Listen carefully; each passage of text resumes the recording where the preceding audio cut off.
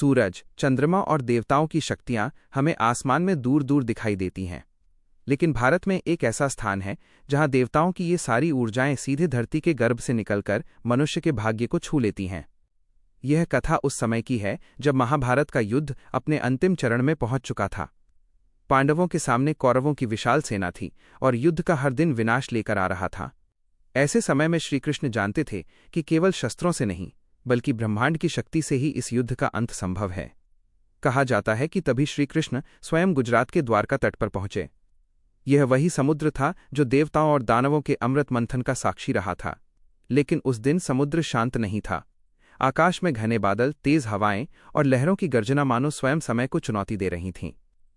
जब परिस्थितियां असंभव लगने लगीं तो श्रीकृष्ण ने समुद्र की ओर देखकर अपने आराध्य नारायण का स्मरण किया।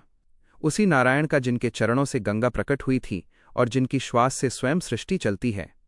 कहा जाता है जैसे ही श्रीकृष्ण ने मंत्रोच्चार किया, समुद्र की लहरें धीरे धीरे शांत होने लगीं और उसी शांत जल में उन्होंने दिव्य पत्थरों से ग्रहों का प्रतीकात्मक स्थापना की। मान्यता है कि ये पत्थर केवल पत्थर नहीं थे बल्कि समय, कर्म और भाग्य के प्रतीक थे। युग बदले, राज बदले, सभ्यताएं मिट गईं, लेकिन वे शक्तियां आज भी उसी समुद्र के भीतर साक्षात मौजूद हैं। आज भी श्रद्धालु उस तट पर जाकर समुद्र को स्पर्श करते हैं, मन ही मन अपने कर्मों का भार सौंपते हैं और प्रार्थना करते हैं कि उनका जीवन भी इन लहरों की तरह अशांत से शांत हो जाए। कहा जाता है जो सच्चे मन से यहाँ प्रणाम करता है उसके जीवन की उलझनें अपने आप सुलझने लगती हैं। अगर तुम्हारा भी विश्वास है कि ईश्वर आज भी हमारी परीक्षा लेते हैं और रास्ता भी वही दिखाते हैं तो कमेंट्स में जय श्री कृष्ण जरूर लिखो।